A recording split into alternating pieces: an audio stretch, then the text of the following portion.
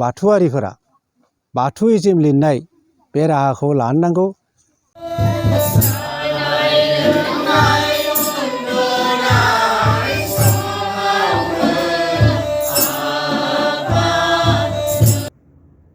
चिरां जिल्लानि माइदांस्रि दावराइ गाबनायाव 7 आरो 8 अक्ट'बराव साननैनि हाबाफारिजों दुलाराय बाथौ गौथुमनि सावराय जथुम जायो। बे सावराय जथुमनि गिबि सानाव दावराइ गाबनाय बियाबखौ लाफानानै चिरां जिल्ला दुलाराय बाथौ गौथुमखौ दाफामना लानाय जायो होनना मिथिहोनायजों लोगोसे आफादगिरि महरै मिन्टु बसुमतारी आरो नेहाथारि महरै ललित मोसाहारिखौ सायख'नाय जायो होनना मिथिहोदों। मख'जाथावदि गिबि सानखालि हाबाफारिनि थान्दैमेलखौ बेखेवनानै होयो दुलाराय बाथौ गौथुमनि गाहाय नेहाथारि गणेश दैमारि बिथाङा।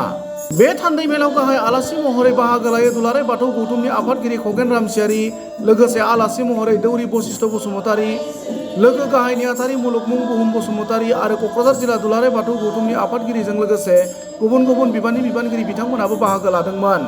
गुबुन फारसेथिं चिरां जिल्लानि दावराइ गाबनायाव चिरां जिल्ला दुलाराय बाथौ गौथुमखौ दाफामनो हानायनि सोमोन्दै मिरु दुलाराय बाथौ गौथुमनि आफादगिरि खगेन रामसियारिया जोंनि खौरांगिरिनि सिगाङाव ओरैबायदि फोरमायो। खुलुमनाय थाबाय।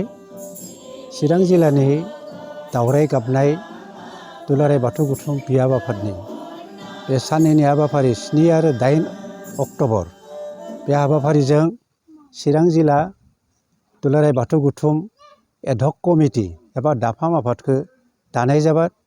बे जोबोद मोजां जादों।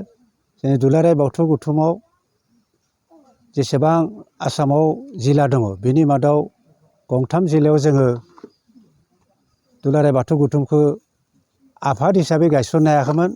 नाथाय बेनिनो दा चिरां जिल्लायाव जों गायसननो हाबाय। बेनि सिगां जों खोला कामरुप जिल्लाखौबो गायसननो हादों। नाथाय दाबो जा बरपेटा जिल्ला आरो गवालपारा जिल्लाखौ दाफुंनो हायाखै। दा बे जा मोनसे आगान जों आवगायनो हाबाय चिरां जिल्ला दुलाराय बाथौ गौथुम आफादखौ गायसननायनि गेजेरजों। बेनि गेजेरजों जोङो जोंनि जा फोसाबनाय खान्थिजों बाथौ सानस्रिखौ, बाथौ सान्थौखौ, बाथौनि आसार खान्थिखौ रायजो राजानि गेजेराव लांनो नाजादों। बे जाफुंनो हासिगोन। जाफुंनायाव बे जोबोद मदद होगोन। ओंखायनो चिरां जिल्लानि बे दावराइ गाबनाय बियाबनि आरो गोरबो सोरां बियाबनि बाथौ सिबियारि रायजो राजानिफ्राय जों रोजा रोजा दुलाराय बाथौ गौथुमनिफ्राय रोजा रोजा साबायखर बावनाय थाबाय।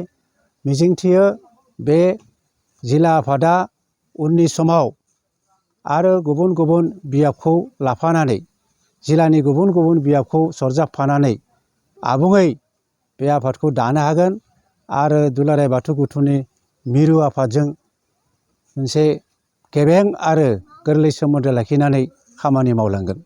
ओंखायनो जोङो दुलाराय बाथौ गौथुमनि जानानै बिथांमोननिसिम जोंनि गोरबोनि साबायखर जासिनाय थाबाय।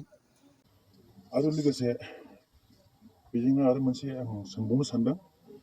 दा दिनैनि बे सावरायलायनाय हाबाफारिनि गेजेरजों सारा लाइमोन बा बाथौ सिबियारिफोरनिसिम मा रादाब हरनो सानदों बा मा रादाब हरनो नागिरदों बेनि सोमोन्दै आं फंनैसो मिथिनो लुबैदों। दुलाराय बाथौ गौथुमनि मिरु आफादनिफ्राय बे दिनैनि सावरायमेलनि गेजेरजों जों मोनसे रादाब हरनो नाजादों। बेनो जाबाय दुलाराय बाथौ गौथुमा जायखौ दिनै गोबां बोसोरनिफ्राय नाजागासिनो दङमोन।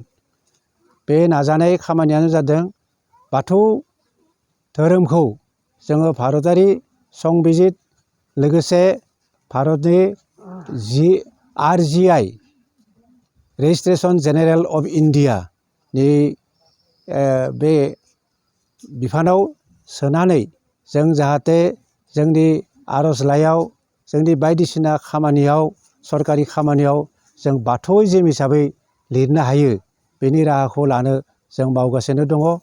बेनिखायनो जोङो दुलाराय बाथौ सिबियारि बिथांमोननि जोङो मोनसे सुबुं सानख' सेन्सास खालामनो लागासिनो दङ। जों बाथौआरि हिसाबै भारत सरकारनि खाथियाव 5 लाख दङ होननानै दिन्थिनो हाबानो बे खामानिया जाफुंगोन।